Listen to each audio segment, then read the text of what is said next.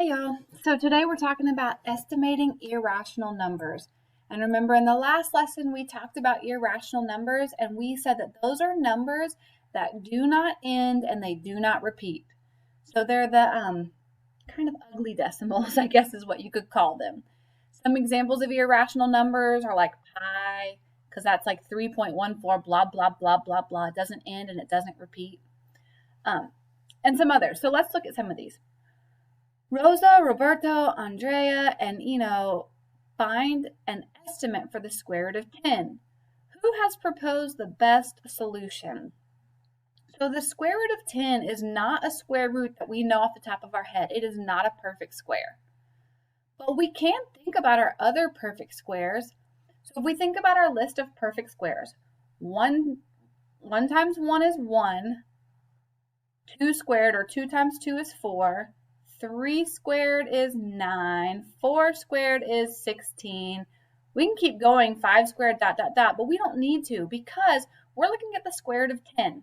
And the number 10 is between 9 and 16. So we know that the square root of 10 has to be somewhere in there. So Rosa uses the square root of 9 and the square root of 25 to estimate. The square root of 25 is just too big. For 4 and 9, 10's not even in between 4 and 9. 11 and 12, those aren't perfect squares, so that doesn't make sense. 9 and 16, this is what we want to use because we know the square root of 9 is 3, the square root of 16 is 4, the square root of 10 is right in between those, so we know that the square root of 10 has to be 3 point something. It has to be between 3 and 4. So that's what we would do with that one. Which of the following is an example of a rational number? Now, rational numbers are the ones that you can write as fractions. So these are decimals that end or repeat. So if we look, square root of 3, and if you look at these and you can't immediately tell, you can always type them in your calculator. But going back to square root, I should have mentioned this for irrationals. Any square root that we don't know, anything that's not a perfect square, like the square root of 5, that is going to be irrational. So when we see the square root of 3, the square root of 3 is not a perfect square. I know that that's going to be irrational because that's going to give me an ugly number. If we look down here, pi, we know pi is irrational. And then here we have the square root of 4 times the square root of 5, which is really the square root of 20. And the square root of 20 is not a perfect square. It is also going to be irrational.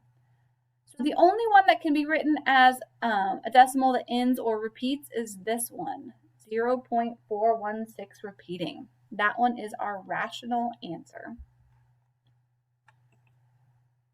Find all the possible square roots.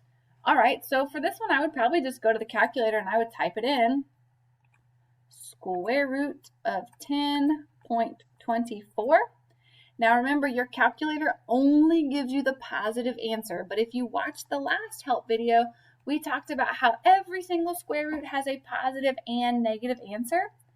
So this equals positive 3.2 and it equals negative 3.2.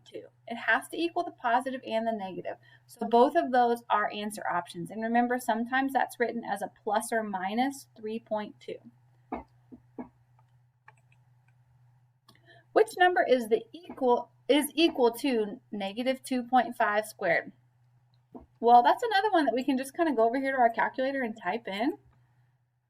Wait, I forgot where the parentheses were. So the negative is inside the parentheses. So it's important that you type it in exactly how it looks. Negative 2.5, close the parentheses, and then square it.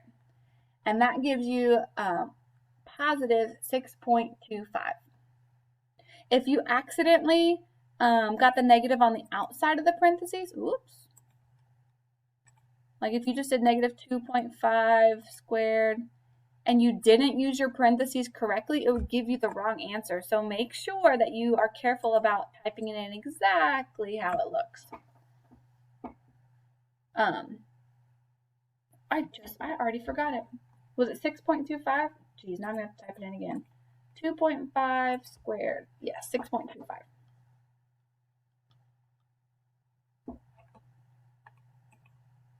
All right, Rui is pouring concrete to create the foundation of a square deck covering 150 square feet. What is the best estimate of one side of the deck? All right, so he has a square deck. So we're over here, we've got the shape of a square. We know the area is 150, and remember, to find area, you do the side times the side. So area would equal x squared, because x times x is x squared. Well, if we know the full area is 150, and we want to know the side length, to get rid of a square, you would square root it. The square and square root cancels. I'm just going to flip this order. So x is the square root of 150. But we want the best estimate. If you went to a builder or somebody and you're like, hey, that's the square root of 150, they would look at you like you're crazy. Like that's not a number that we usually deal with. So we want to estimate that to the nearest tenth. So we would just want to come over here and figure out what the square root of 150 is. Now it's irrational. It doesn't end or it doesn't repeat, but we can round it to the first decimal place for the tenth. So this is 12.2. So x is approximately 12.2 feet. The side length of one side is approximately 12.2. Okay, which statement is true? Every real number is an integer. That is not true. Integers are real numbers, but real numbers don't just have to be integers. Real numbers could be irrational, or they could be rational, or there's lots of different things. So every real number is an integer. That's a false statement. Every rational number is a real number. That's true. Every single rational number is going to be in the real number system. Every rational number is a perfect square. That's not true. That's false. And then every integer is an irrational number. That's definitely false. So the one that's true is this one.